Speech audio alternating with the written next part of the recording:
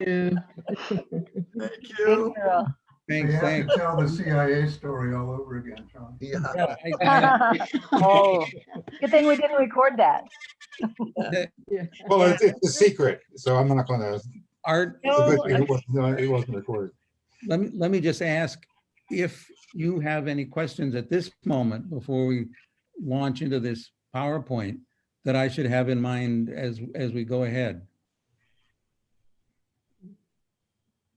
Anything out there? Shall I just go? One thing, David, Dave. maybe it's in your PowerPoint. I know when you and I were in correspondence a little bit, you know, the idea of seeing the different, you know, kind of the versatility of the Sijo form, if you have some examples of that, you know, to kind of trigger some thinking that it's not a, I mean, it's rigid in certain expectations of syllable numbers and that sort of thing, but it's, Right. seems very flexible otherwise. Yeah, yeah. Yeah, we'll see some examples of the flex in the Korean practice.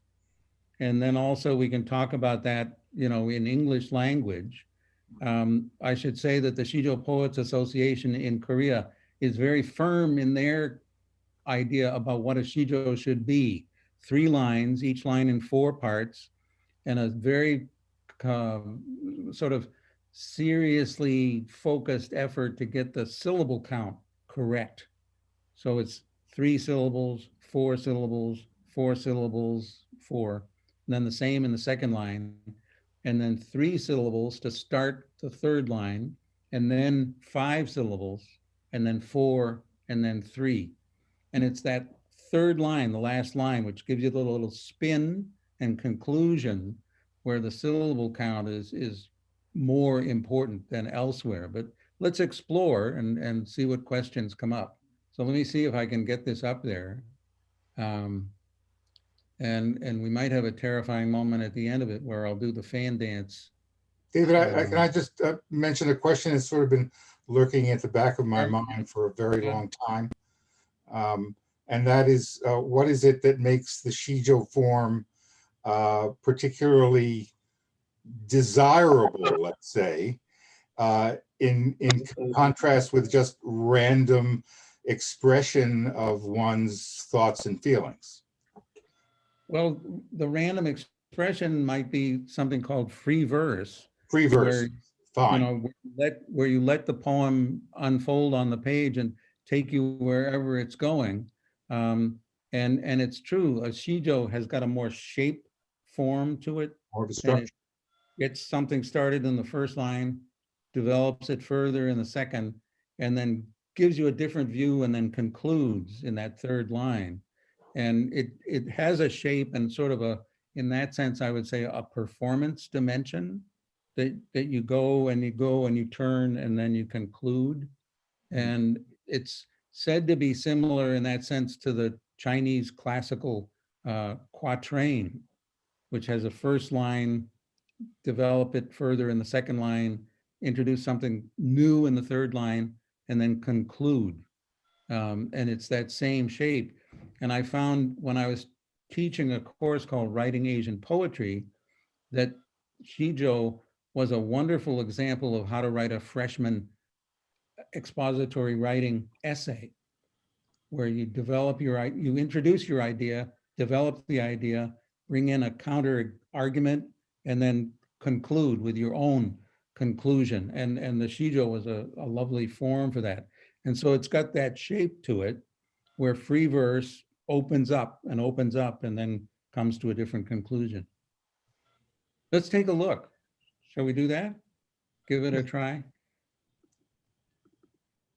I'll see if this works. And Charlie, you do look like Karl Marx. It's good you didn't look like that then. Like when Karl Marx Well, was alive to compete with No, me, you mean? well, No, that's, when you were no. our handler. Yeah, when you were Oh. the handler, that would have confused the hell out of them. When Karl Marx was in the CIA, right? Well, that's another story, yeah. I'll have to write a poem about that. Let's see if this works. Abracadabra. It says I'm screen sharing, but It said, this is the clip, the poem clip. Is that what wasn't you the want? one. That is not. Where's Okay. this other one? Remember, you have to open it on your desktop and There, I've then, got it. there you go. Got it. And now, new share. And then how do I make it big? Share. Go to, is there a view? Is there some, see where it says view in the menu? You are, Up there, one thing over to the left, Next to, over to the left and down. It says view, do you see it? you're almost on it. View, no, you just skipped over it. Come back. Put your cursor on the Down a little bit. I'm screen sharing. You see the word view? I Right do not. beside tell me. Tell me, to the left of tell me at the top. Right under Saturday's Sijo. I The, don't. the orange thing at the top, right underneath Saturday, it says You- tell me. There it is. There you go. That's it. Well, click it Click again. again.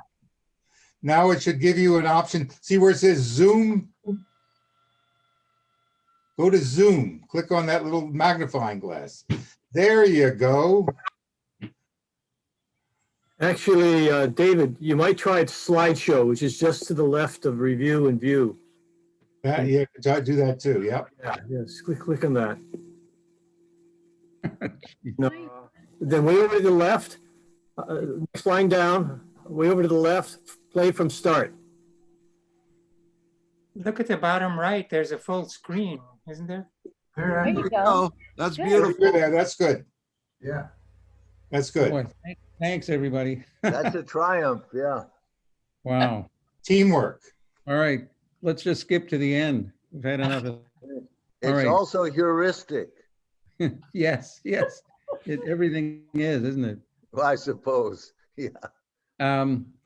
Let me just mention then a few of the early texts that were available if you were interested in the Sijo. There's one by Richard Rutt, who was the Anglican bishop in Korea for many decades, and did a book called The Bamboo Grove, which was a collection of Sijo poems translated into English with a good introduction to the form. And it was originally published by University of California Press way back in 1971, and then reissued by University of Michigan Press in 1998.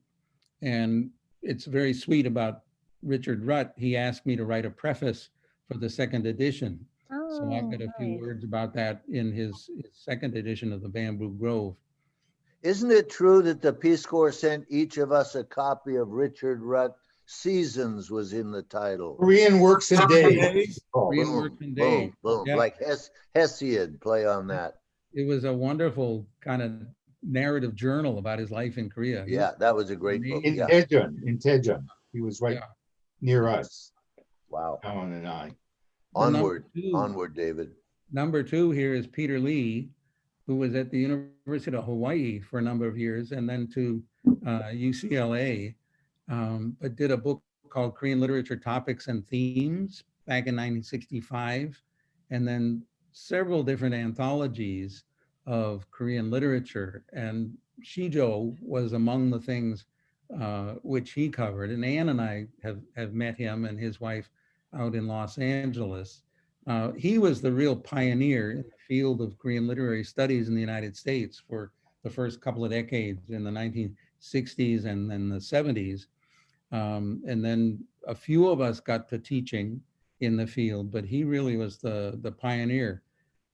There's also Kevin O'Rourke's book of Korean Sijo, published by Harvard University's East Asia series. And what's interesting about it is that Kevin, who was an Irish missionary in Korea for many decades, also had a very different view of the Sijo as something not in 3 lines, but as something in 5. And he really took the twist at the beginning of the 3rd line as an independent line marker and translated it in that way. What was interesting to me was when he told me that he too had tried writing Sijo in English, but it was just impossible to write it in English. And I think one reason for that is he had such a complicated model of what the shape of it should be, so that even he was finding it difficult. Jung Byung-wook was a professor at Seoul National University and published the Sijo Monak Sajan, the dictionary of Sijo, back in 1966. He was a excuse me, he was a visiting scholar at Harvard for a year, and he was in Korea at Seoul National University in 1973, 74, when Ann and I were in Korea when I was working on my dissertation research. And I got permission to study with him in his undergraduate course on Korean literature. And when I went in and introduced myself, he told me on that very first day, well, we'll probably only have 1 or 2 days of class. And he was right, because the demonstrations started and Seoul National University was shut down. But he said, let's meet every Friday for lunch and we'll talk about whatever you want. And so he and I would go to this little place down the alleyway from the old from the old campus and talk about all kinds of things. And he was wonderfully supportive. At one point, I was saying to him, I find it difficult talking because we're talking in Korean. And my Korean, I'm not, oh, and he said, don't worry about it. Don't worry about it. We're talking. And this just wonderfully supportive person. Anyway, the Sijo Monak Sajan has got a lot of Korean texts with very good notes, explanations, biographical sketches of the writers. It's a wonderful, wonderful book. I think it ought to be translated into English. Jae-hyun Kim did a modern Korean verse in Sijo form publication of his own Sijo poems and others in 1997. And it was a sort of first look at what happened to Sijo in the 20th century with him and some other writers. I think I proofread that. I taught at Aju University with Professor Kim. Okay. In fact, he told me he met you once. Yeah. Anyway, I did all of his books. Again, a pioneer. And then David McCann, this guy, did early Korean literature selections and introductions with Columbia University Press. And it's got selections of Sijo translated into English, and then also an essay about Sijo and Kasa and other forms of early Korean literature. But that's, gosh, 20 years ago. Sijo in English started back in, sorry? Question, does your book have the original Korean in Hangul? No, it does not. It cross-references it to Jung Byung-wook's Dictionary of Korean Literature, but it does not have the originals. Yeah. Larry Gross and Elizabeth St. Jacques and Kim Moon-sung started writing and publishing Sijo in English several decades ago. Linda Sue Park did this great book of sort of children's Sijo, Tap Dancing on the Roof, that was published in 2007. And that's the book cover. And you can see it's aimed at kids, and every Sijo poem in it, this one, Ocean Emotion, the red flag waves its stern warning, danger, no swimming today. The ocean churns, fumes, roarings, hurls huge breakers at the sand. The next day it's all tired out and takes a long nap in the sun. And it's a little bit loose in its treatment of the Sijo form, but you see it's got the three kind of parts, the red flag and danger, and then the ocean churns and so on. And then the third line has this turn with the next day, and then it all settles down. So it's a very nice illustration of how the form works. And Linda Sue Park has been very active in English language efforts to get the Sijo out there and better appreciated. In 2010, Kathleen Stevens, the US ambassador to Korea, hosted a Sijo writing contest in Korea for students at some of the English language academies around the country. And the best of the group were invited to the residence of the ambassador, and they sat on the floor in the old style of the sort of Confucian dynasty way of doing an exam, they were given a big picture of Barack Obama with the word hope. And then they were asked to write Shijo poems on that subject.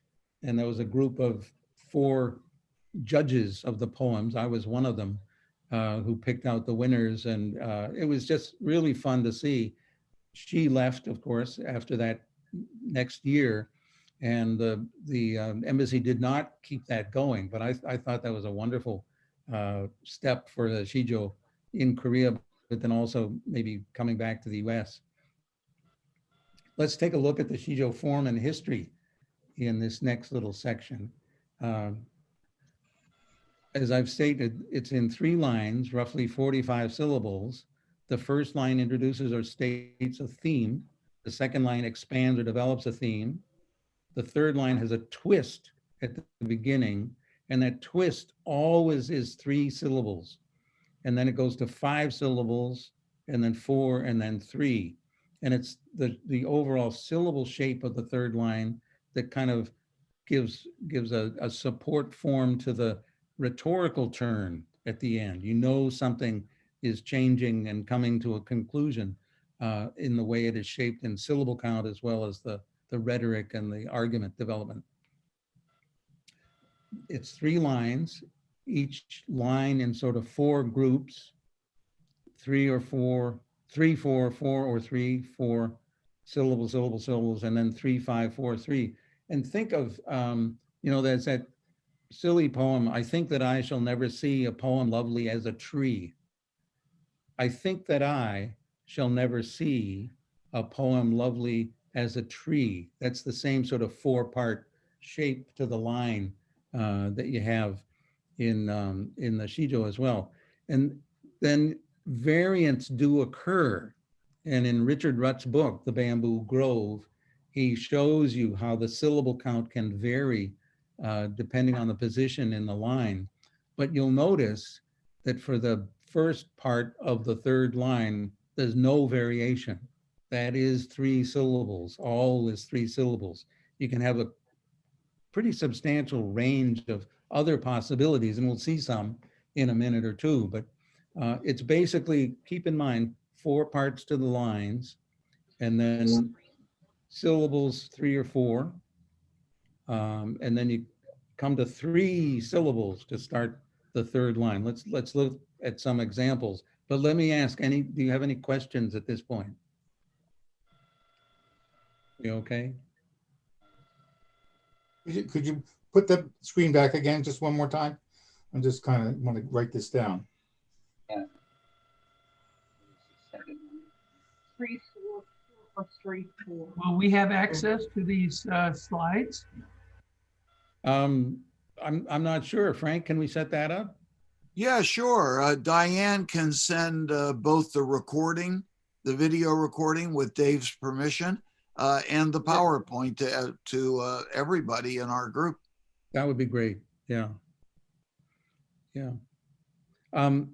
When I was doing my dissertation research, I was studying the Shijo form. And one of the things that I found, in addition to the sort of syllabic distribution that you see in Richard Rutt's analysis, in the first part and in the third part of the line, there could be a little bit more variation, but in the second part and the fourth part, somewhat less. And it's just a pattern. You don't have to worry about it, but there's actually quite a bit of variation. But always remember that 3 syllables, if you can do it, to start the third line. And the number 45 is always the ultimate number of syllables. Well, it can be more than that. It can be more. Okay. Yeah. And there's something called the Saso Shijo, which I may mention later, which takes the Shijo and goes kind of normal for the first line, and then just grows and grows and grows, and then comes down at the end to a normal third line. So there's a quite wide range of variation in the form and practice of it over the years. Here's one of the most famous Korean Shijo, said to have been written by Jung Mongju, who was a statesman during the late Goryeo dynasty. And he was said to oppose the Yi family, Yi Sungge, and his sons, who were trying to push the Goryeo dynasty over to the side and set up a new dynasty, which eventually became the Yi dynasty or Joseon dynasty. And it is said that one of the sons of Yi Sungge hosted a banquet and invited Jung Mongju to come to the banquet because he wanted to sort of test him in public about his bendability. Would he be able to change his mind and go along with the new dynasty if it was set up? And so the son of the founder of the eventual Yi dynasty recited a Sijo poem about the vines growing on the mountain and just being so relaxed, and why don't you live like the vines and be happy forever? At which point Jung Mongju was said to stand up and recite this poem. Though this body die and die, it may die 100 times. My white bones become but dust. What's called soul exist or not? For my Lord, no part of this red heart would ever change. How could it? And the followers of the new dynasty movement got the notion, and it is said that they murdered Jung Mongju after he left the banquet that evening. In the actual Goryeo-sa, the history of Goryeo, that was put together some decades after that dynasty ended, there's no mention of that story, but there's a different one. And in fact, Jung Mongju was killed by the group that did set up the new dynasty, but under somewhat different circumstances.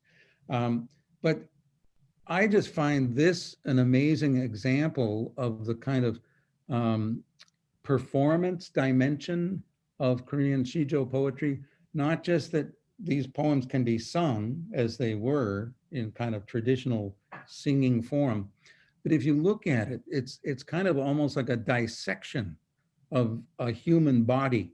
This body die and die 100 times, and bones going into the body turn to dust, and a soul there within the bones. It might be there, it might be gone. But when you get down to the very center, this heart, my loyalty to my Lord will never change.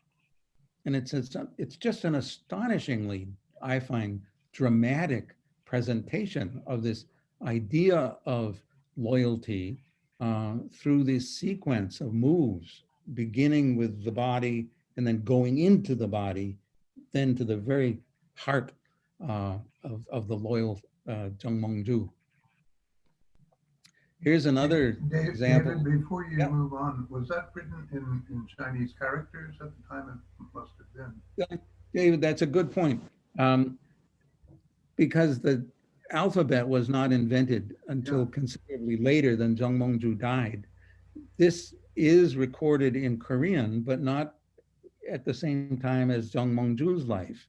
And it's like a lot of other things in the history of, and in all the texts that we have, they were, many of them written down centuries after the events were said to have taken place. And they were performed and carried along that way. One exception is the person Jung Chol, who's coming up next, who had lots of poems in Chinese, but then also his own Sijo and Kasa, written in Korean in his own munchip, his own books that he wrote himself. But it's a very problematic aspect of the history of the Sijo. Let's look at this one by Jung Chol. Dave, Yeah. if I may ask if you would be willing to read the Imomi Chuko Chuko for us in Korean? Well, you've got it right there. Imomi Chuko Chuko.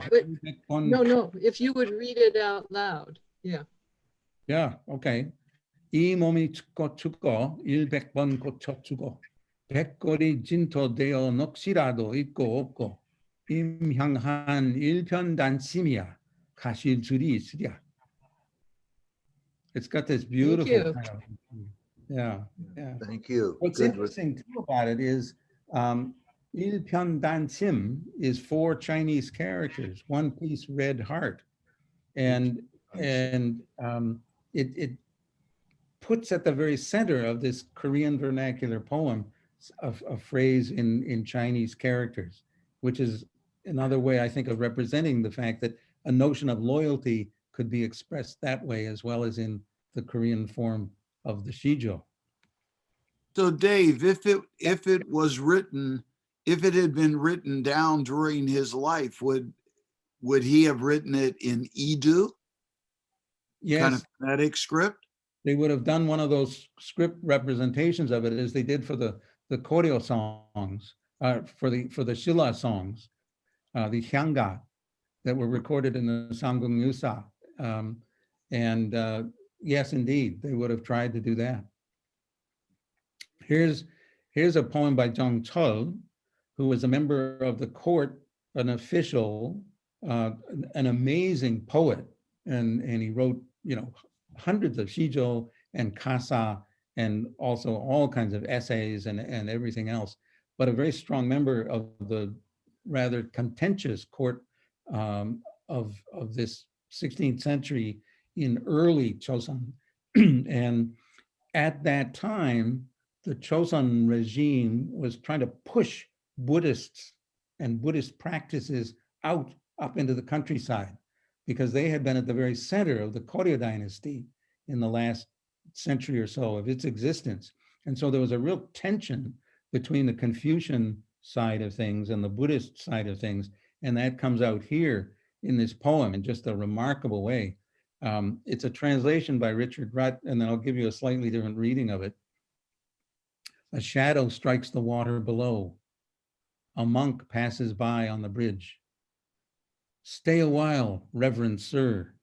Let me ask you where you go.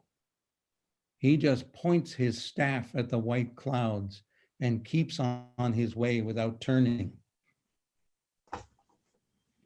Again, thinking of the performance dimensions of this, you can see somebody noticing a shadow in the water and then looking up, where does that come from? And seeing the monk going across the bridge and then calling out to the monk, and then the monk gesturing towards the clouds.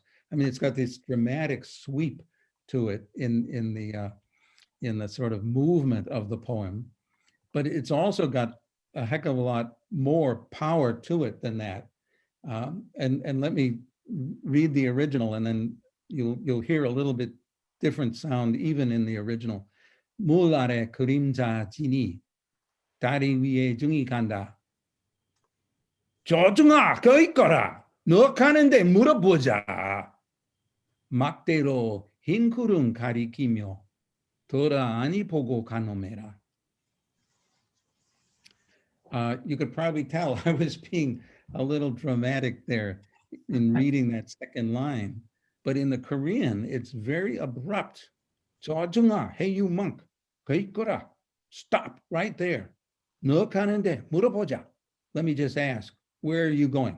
It's like a video cam from an encounter with the police these days. It's very, very powerful. And the monk knows he cannot turn and engage the guy who shouts him out this way.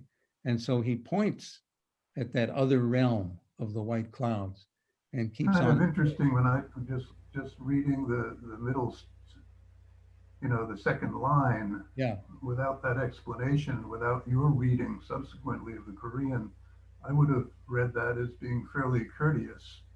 I agree. I didn't think have the drama. Panma. It's in Panma. Yeah, it's very abrupt.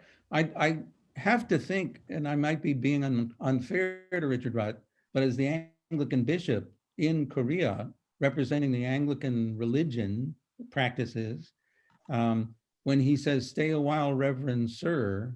Yeah, that doesn't match the tone. It's not the same at all as the original, and I think it might be the way one head of a church would speak to another head of the church. Oh, yeah. It's too respectful.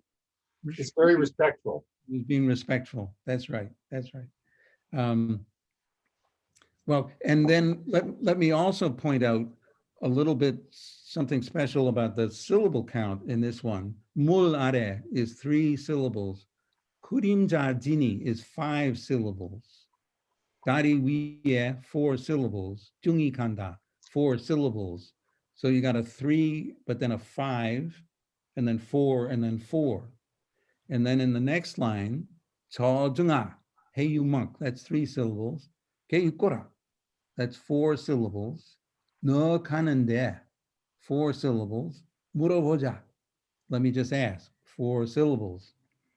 So that's quite regular, the second line. And then the last line, 막대로, with the staff, 흰 구름 가리키며, white clouds pointing at, it's that is 7 syllables. And then 돌아 아니 보고 is 6 syllables. And then 가노메라 is 4. So that last line is considerably larger than your normal third line in a Sijo poem, and I think demonstrates the range that is possible, and what an amazing poet like Jung Chul might try to do with it. Here's my favorite by Hwang Jin-hee, 16th century Kisang woman. Very well-known poem in Korea, and of course 15 years or so ago, there were all kinds of things on TV, these TV shows about Hwang Jin-hee and her life as a Kisang and the people she knew. There was even a novel written in North Korea about her that was then republished in South Korea. But this is one of the best Sijo poems. Jade green stream, don't boast so proud of your easy passing through these blue hills. Once you have reached the broad sea, to return again will be hard. While the bright moon fills these empty hills, why not pause? Then go on if you will. And the story about the poem is Hwang Jin-hee was a very well-known Kisang, sort of like a geisha in Japan, known for her ability in Sijo and in Hanxi, in Chinese language poetry. And this fellow who had been assigned by the government to go to take a post near her had boasted about he was just immune to her charms. And so this is the Sijo poem that she is said to have composed and recited when he was crossing the water near where she resided. And when he heard it, he fell off his mule into the water. She really got him. Because Jade Green Stream, Pyeokgae Su, in different Chinese characters is the official title of the office that he held. So, okay, Mr. Pyeokgae Su, don't be proud of passing by so easily, because once you are gone, it will be hard for you to come back. While a bright moon, and her kind of Kisang name was Myeongwol, bright moon. So while I am here, why not pause and then go on, if you will? And it's just, I think, an extraordinary poem. And you can look at it in terms of the story that it's connected to, but then also you can look at it as a statement about, the landscape. You can see it as a comment about life, that life goes by and then it's out in the ocean and it's hard to come back. So pay attention while you're here and then go on, if you will.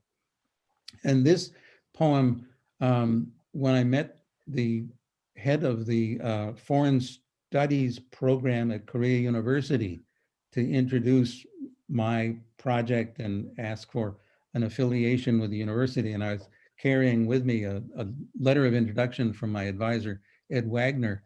The head of the program was sitting at his desk, looking at it and looking at me, looking at the letter, looking up at me, saying, "Oh, you're interested in poetry?" I said, "Oh, yes." He said, "Oh, and early poetry?" "Yes."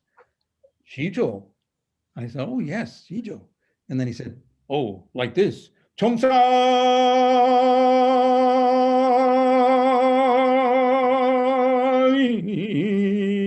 And he sang the whole song right there at the desk. And that sort of thing happened over and over again. People would find out I was interested in Sijo and they would sing me something that they loved. This is a page from my book on early Korean literature, and it's the Jade Green Stream poem, and you'll see below the English language version is the original. And even if it's a bit muddy on your screen, one of the things that's striking about it is the first half of each line is all Chinese characters. And the second half of each line is all pure Korean, very vernacular Korean language. So Cheongsari Pyeokgae Su, Ya, hey, Jade Green Stream in these blue hills. Sui Kamol, easy going, Jarang Mara, don't be proud. Ilto Changhe 하면, once reach broad sea, if you do that, 다시 오기 어려워니, it'll be hard to come back. 명월이만 공산하니, bright moon fills the empty hills. 쉬어간들 어떠나, why don't you rest and then go on? And what's, I think, awfully interesting about this is that all of the Chinese language part of each line is referring to the guy and where he's going. And the second half of each line is the voice of this woman in vernacular Korean, sort of saying, hey, you know, be a human being, pause, stop, and then go on, if you will. And this is such a striking thing that in one of the workshops I did several years ago, one of the teacher participants said, what about using two languages if we do it in English and say Spanish? And I said, sure, give it a try. And she was bilingual and composed a couple of poems in Spanish at the start of each line and English at the second half of each line, which she wanted to try with her class because a number of the students in her classes at this high school were bilingual. And I thought this opened up another range of possibilities in English language. David, a quick question. Yeah. I know, like with haiku, traditionally you don't have titles to the haiku. What's the standard for shijo? Are they usually titled or not? Usually they do not have titles. And it wasn't until the 20th century and somebody named Lee Byung-gi, who tried to sort of modernize shijo, he proposed in, I think it was 1931, in an essay on how to modernize shijo, one of the things he said, let's put titles on the poems. Let's add titles to them. But that's a good point. They weren't titled for the most part back in the centuries leading up to the 20th century. Thank you. This again is that poem about the Jade Green Stream, and it's presented here in the form of the kind of musical performance notation. And you'll see there's a wiggly line that gets wobbly, wobbly, wobbly, and then goes down and wobbly, wobbly, and then up. And that's the voice, and it goes into that wobble, wobble, wobble. Cheongsari Pyeokgae, and it's a wonderful, almost video recording of what the performance looks like. And on the top right of the slide, you can see the Chinese characters on the left-hand part of each line, and then the Korean on the right. Hey, what's the date on that manuscript, that thing you were just showing us? It's hard to tell. It was something out there in, collections of singing manuals for people studying how to sing shijo, but there wasn't any date on it. It was just something that was there that people used. When did they? I would say probably early 20th century. When did they start trying to notate the patterns of singing shijo? How far back? Sort of late 19th, early 20th century, because otherwise it was all sort of personal one-on-one teaching. Oral. Yeah. You'll notice across the top there, you may see the rectangles with the circles and the lines in the circles.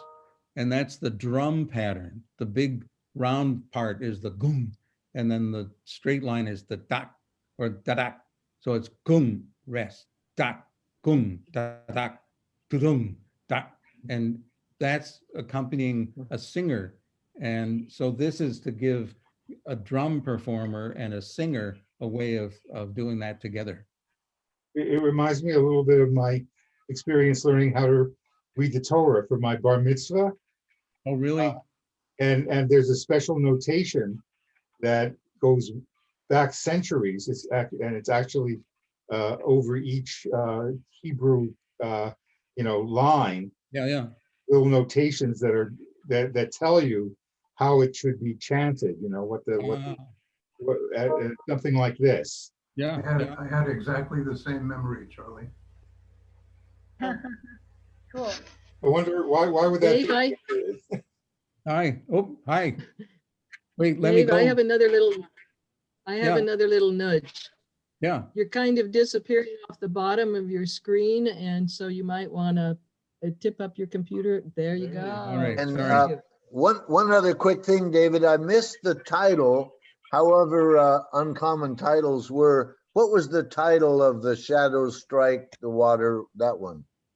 It doesn't have a title. Oh, it seemed like it did. Okay, good. Okay. Yeah. I mean, I think Richard Rutt would give them titles in his translation, but they didn't Yeah, have them that's what I saw. Okay, good. I happened to be in Andong on a trip back there some years ago with the Harvey Ihwa summer program, and was on the Nakdong River, not far away from where I had lived. And it occurred to me, hey, jade green stream in these blue hills, don't be so proud of your easy passing. Once you reach the broad sea, to come back again will be hard. While the bright moon fills these empty hills, why not pause and go on, if you will? And again, it's one of the possibilities that I think is really built into the Sijo as a form. You can really visualize it as well as perform, act it out, sing it. And I have to add, I took this photograph. We were on the east coast of Korea, and I was struck by that landscape. You see the dragon shape running out to the head, the eyes, the nostrils. It's all there. And there were the kids on the beach, and I snapped this picture. And Insu Finkel, a translator and writer, looked at it and he said, "Oh, that's the last line of a Sijo." And I said, "What do you mean?" And he said, "Look at the kids, count them from right to left. 3, 5, 4, 3. It was again one of these fun things that happens. Notice that. The Sejong Cultural Society in Chicago. Yeah, I didn't either, Charlie. The Sejong Cultural Society in Chicago has an annual writing competition. And this poem by a 5th grader tied for 3rd place in about the 2nd year of the program. I was a judge at that time. And I just thought this was a perfect example of an English language Sijo poem. I'm floating on the dark lake, dreaming I'm floating on a cloud. The surface of my tan skin tingling as water dries on it. A man yells, "Hello, good neighbor," breaking my dreams to pieces. And there you have the twist with the "a man yells," and that's 3 syllables. And then "hello, good neighbor," 5 syllables, and then 4, and then 3. And one of the things that was so delightful about this poem was that I hadn't been able to see any biographical statement by any of the contestants, because it was all later that you got to look at that.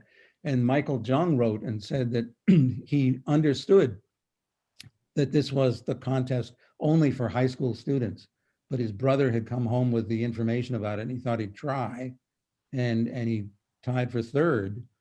And he was so excited, he ran down the hall in the house to tell his grandmother, who looked at him, he said, and told him, "Well, of course you won. You're a 12th generation descendant of the great Sijo poet, Jung Chul." Oh, And at that, I jumped up and started running around the house. I just thought, that is amazing. But anyway, there's a good Sijo poem. Sijo Journal is now into its 3rd year. The 3rd edition is due out any minute, I think. But it's got translations and also original language, English language Sijo poems, and also some visual representations of Sijo. The editor, Wayne DeFremery, has done quite a lot with computer-based representations of verbal shapes, and he does that. And here are 2 Sijo, one translated from the Korean, a letter by Hong Sung-nan, and then another on the facing page called Solo by Susan Donnelly, who happens to be a poet in the group that I'm in. And these Sijo poems are, I think, beginning to get an audience in the US, and then also in Korea. Folks are noticing that people are writing Sijo poems in English. David, so those two examples are, multiple stanzas, Yes. linked Shijo, would you say? Yes, indeed. Yes, you can do that. And most Shijo, I would say, are single 3-line poems, but then you can have one that starts going. And in the classical, the pre-modern period, there were several things done that way, like Shijo about the 4 seasons, or about different ways of looking out at the world. And this sort of picks up on that practice. I'm close to the end here. Here's a poem. This is one that I wrote called Landscape. Geomantic force of this land, level fields, hills and ridges, leading mountains down to the sea, to these stones standing so tall. Bow, circle, let the dance begin as the poems rise up, sing. And I was prompted to that because I'd been invited. Ann and I went down to the dedication of the Sijo Stones Monument Garden down in Bucheon in Korea, in the southwest part. And traveling on the highway, getting out of Seoul and going down through the countryside, and then being there and seeing the landscape just led me to put this together about going down there to this. And to my great surprise, they translated my poem into Korean and put it on one of these Sijo monument stones.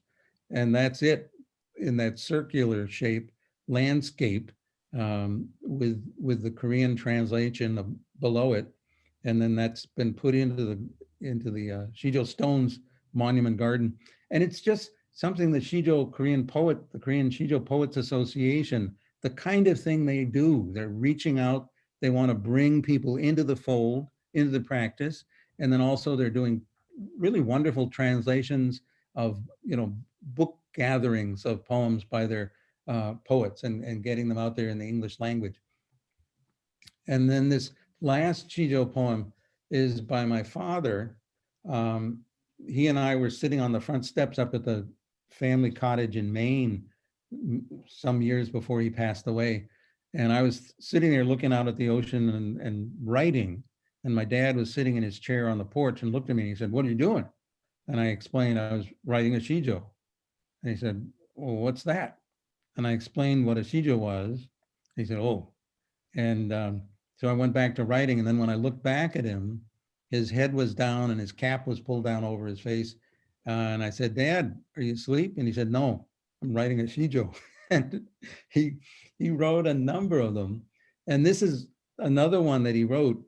And he wrote it for Kim Dae-jung. "East is east and west is west, and never the twain shall meet. North is north and south is south, and often the twain must meet as friends, else latent enmity will resurface. DJ knew." And I had the thrilling opportunity to meet with Kim Dae-jung. I had met him several times before this at his home in Seoul and share the Sijo poem with him. And I explained it to him, and Kim Dae-jung got this big smile on his face and turned to his attendant and said, "Get me a watch." And this is the watch. I don't know if you can see it, but he sent this for my father. Mm. And it says Kim Dae-jung on it, but it's just a real treasure. And it's sort of part of this whole realm of outreach and connection, which I find fascinating, not just about Sijo, but I think we all share in our sense of Korea and its people and their eagerness to share the culture with others. And I find that just one of the most fun things overall, and then in particular about the Sijo. Give it a try and people will be happy to welcome you. So there, Hey, let me Dave. stop. Yeah. David, quick question. Why, I don't know what your dad might have meant by DJ. Hey, June. Kim Dae-jung. Kim Dae-jung. I see. Dae-jung. I Yeah, see. Yeah, yeah, yeah. sorry, yeah, I should have explained. But there, shall we get back to conversation?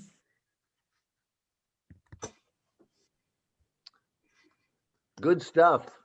Yeah, thank you. Well, thank you for your patience. Yeah. Yeah, let me ask if you have any questions. I have a question. Yeah. Are they kind of melancholic, most of these poems? Because it kind of reminds me of the Korean music, like Hasuk sang, Okpoe Nun Mu. And they have some of those elements that may have just transcribed through history, through culture. Is it a kind of melancholic state? No, not always. I mean, there certainly is that in it, but some of it is just joy at the landscape. Some of it can be a little bit crazy, you know, like Jung Chul did another one, a Sasol Sijo, one of those expanded ones that starts out Hanjan Mokse Kuryo Do Hanjan Mokse Kuryo, you know, let's have a cup and let's have another cup. And it's just sort of having fun all over the place. So it can really go in a lot of different directions. Dave, can I ask you Yeah. about do a little bit of a comparison between the Shijo and the haiku? You know, Yeah. what's obviously the language is different, but in terms of the structure and the effect that either type achieves. Wow. One thing in haiku is you really try to keep the self out of it and only register what's out there in the natural world. And that's true of you know, the Japanese language, but also then English language haiku. And you know, I've written and published some haiku, and have gotten very good help back from folks that run the haiku journals, and they'll urge, you know, for example, take out a period, take out quotation marks, get it as plain and clear as you possibly can, and keep the self out of it. Whereas with the Shijo, the self very often is right there at that twist at the beginning of the third line. You know, this is how it's going, this is how it's going. No, wait a minute, I see it differently. And You know, that would never happen. That So would not happen. would you say that that's characteristic of Shijo, that it's always sort of reflecting the self into what's written, or is that just one aspect of it? That's one aspect of it, but it's a very key part of it. And those examples I gave, you know, there's Jung Mongju, you know, saying, hey, me, I, this is who I am. And Jung Chul as well, you know, it's that monk out there. But there are a lot of Shijo poems that are just tuned into the natural scene. But I'd say there tends to be much more room in the Shijo for the Shijo poet to be present and to have a voice, to make comments and reflections. You know, I have a question about translating poetry from Korean to English to an English audience, American or whatever. I remember when we were in Peace Corps training, some expert on Korea said, you have to turn what you think is thinking about society to vertical, to think about hierarchy. And what the poem by the Kisang about water flowing to the ocean quickly made me think of this. And we recently were watching this very popular show called It's Okay Not to Be Okay. I don't know if any of you have seen that. It's on, I think, Netflix, maybe, or maybe Amazon Prime, I don't know. And it's in Korean and it has subtitles. And when you read the subtitles in English, you're missing the entire hierarchical part of the story, which is an important part of the story in Korean. And when you translate Sijo, you're to an American or Western audience, you're probably missing a great deal of hierarchical part of the story. What do you think about that? Well, that's a complicated one. I mean, I think, Uh-huh. you know, with the example of the poem by Jung Chul, where he encounters the monk. I mean, in that sense, the hierarchy is right there, and the monk spins it. And I think there are, you know, a lot of Chosun Dynasty Sijo poems that are written by the mostly men who occupied office, but they would tend more often to write their formal verse in classical Chinese. And, you know, the Sijo was something that was a little more personal, a little more relaxed, reflective. You know, I think it's hard to register those differences, certainly in the translation, because you don't have the same sort of thing happening in English. Yeah. You know, it's not that Americans, or for example, don't have a hierarchy. It's just that we pretend we don't have a hierarchy. Anyway, yeah. But it struck me, Griff, you know, as we were looking at that poem by Jung Chul, that the way Richard Rutt translated it, which was, as we were saying, very respectful and wasn't at all reflective of the actual line, the actual Korean, that, and the way you read it to us, David, that was just, "Hey, you monk." I mean, that was much more. That was much more the tone of it, and it could have been represented easily the way you did, rather than the way Rutt represented it, which was right. So it was possible to capture that.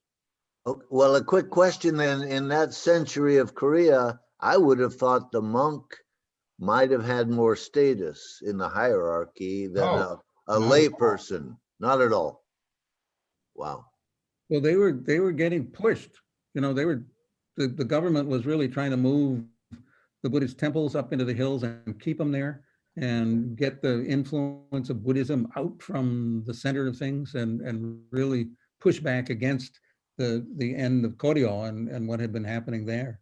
Wow. No, I needed to know that. No, I didn't. Yeah. Okay. Dave, would you would you like to show your video clip?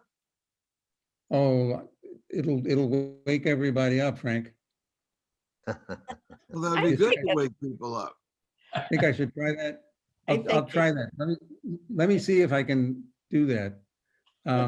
If not, I can show it. Oh, well, in that case, yeah, let me just explain. When we had our revisit program in October of what was that, Ann? Was that 2019? Yes. Yeah. Yeah.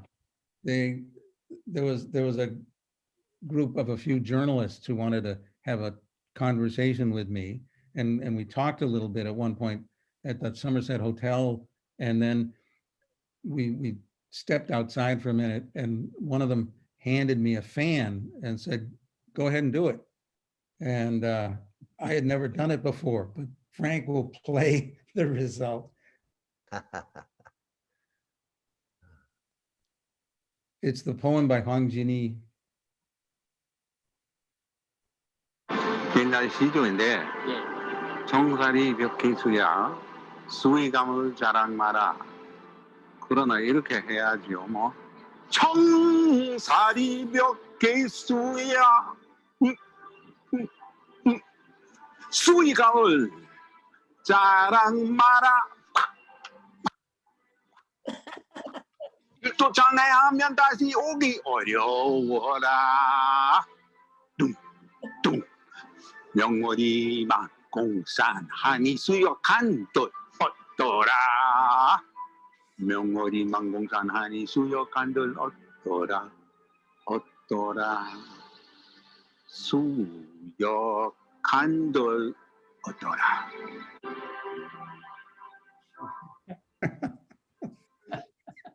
Bravo. Yeah, sure. That was fun.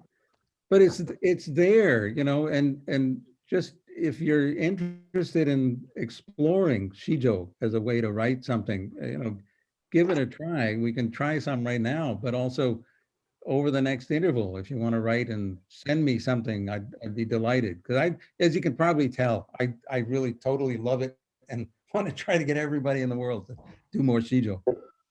Dave, I put your email address in the chat box. I think most people already have it. You Great. might want to check and make sure it's correct, but anybody that wants to jot down Dave's email address, it's in the chat box. Just click on chat. You've got it right. Yeah. Thank you, Frank. And I can vouch that Dave is a tremendously kind reviewer of Sijo efforts. Send me some more. I will. Good, good. Very encouraging. Can I ask a quick question? Yeah. Was Richard Rutt, did he write the Diary of a Country Priest that we were given in training? Is he that Yeah. guy? Yeah. Okay. Was that it?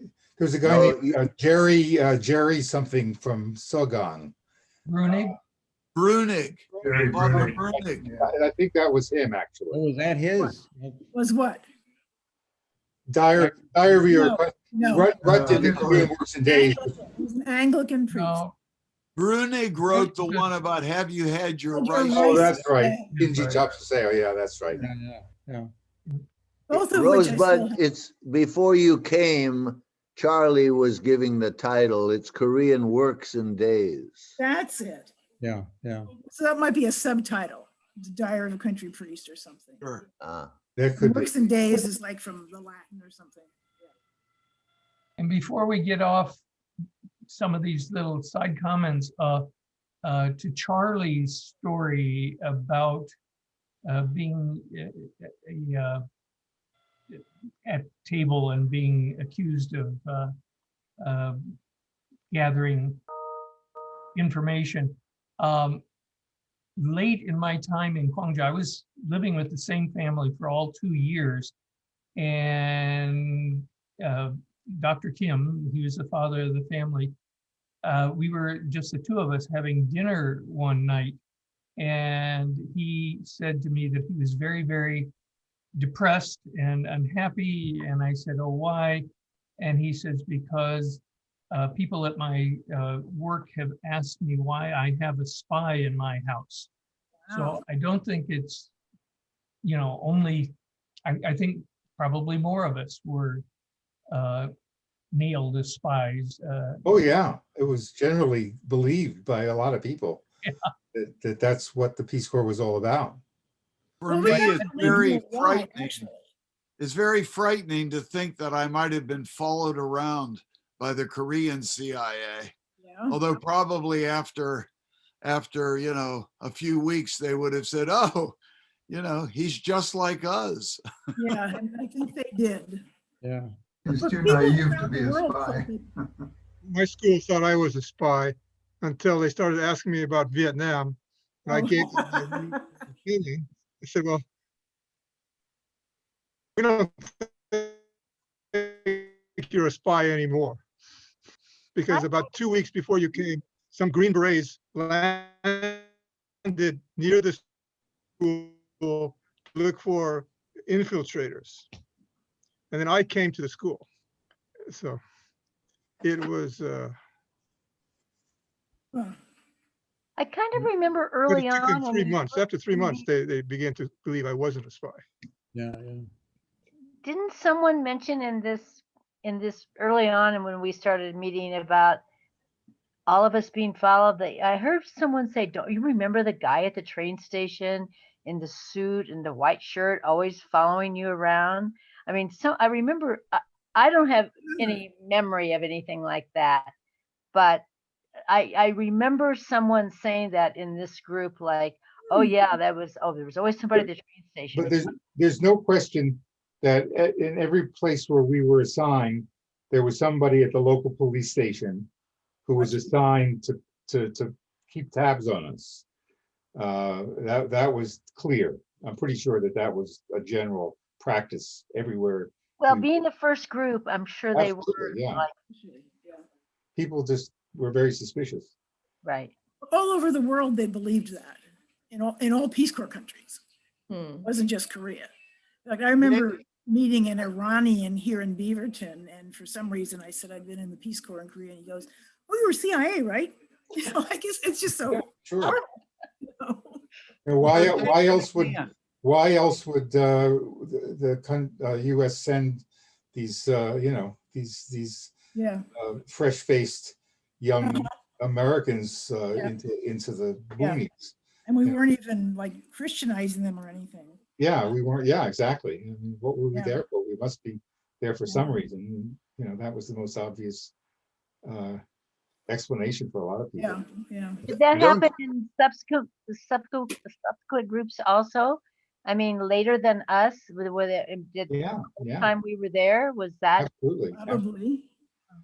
Hey, I've often thought about this. If we were CIA related, somebody made our book lockers quite left-leaning.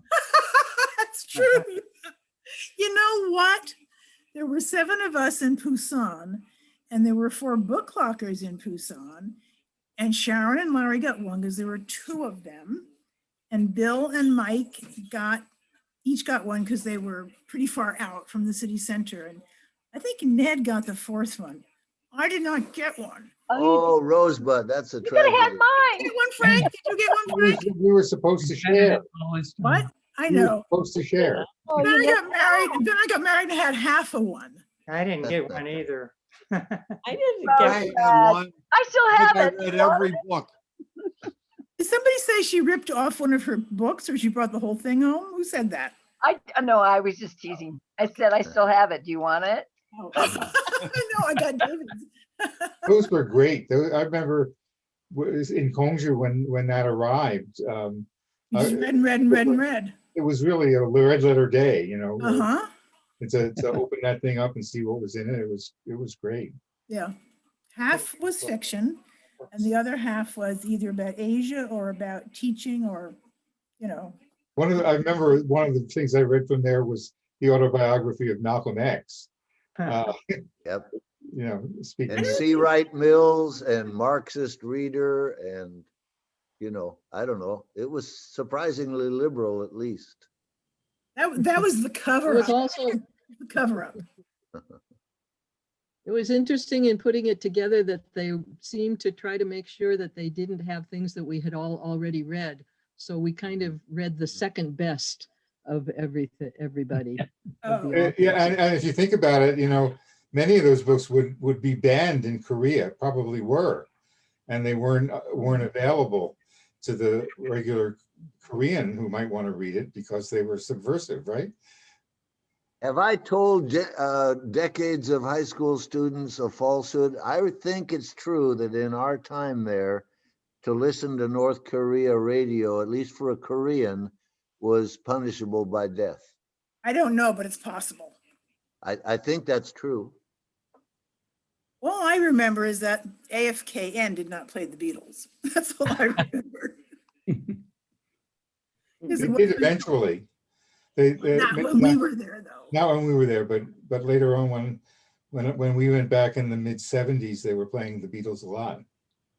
I also remember Koreans didn't like the Beatles because they were weird and they had long hair and things. Yeah. I remember Ned's actual mother, his birth mother, sent one of his younger brothers, high school student or middle school student, a copy of Revolution or whatever had just come out for Christmas.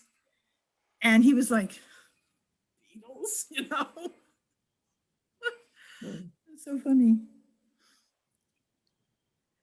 Does anyone remember? So we had a conference in January of the first year, so January of '67 in Gyeongju.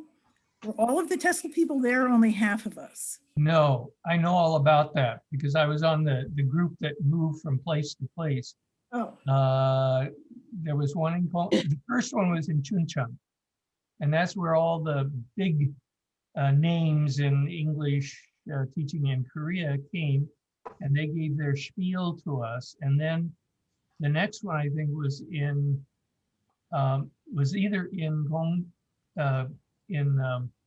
Gyeongju or in someplace on the west. Was it Well, in Gwangju or May, was it in Gwangju? there was one in Gwangju.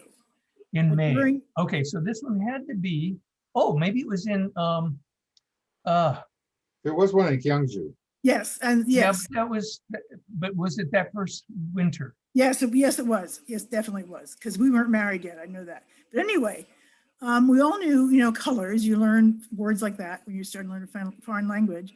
And I remember in the language class that I was in, we all asked the instructor, who was like 3 years older than we were, what's the word for submarine in Korean? And she told us, and we all started singing that we lived in a Noran Chamsuhan. She's going, no, children, no, that's wrong. You're saying you live in a submarine. And we said, we do. We do. It was, oh, yeah, that was interesting. When I was feeling pretty low during my days of a little bit of depression, with trying to make a go of it in Gwangju, I remember, and it wasn't very politically correct, certainly, but I remember that song was very, very much on my mind, and I would sort of sing it to myself as I walked the streets of Gwangju, feeling like I was, this alien creature, in a yellow submarine.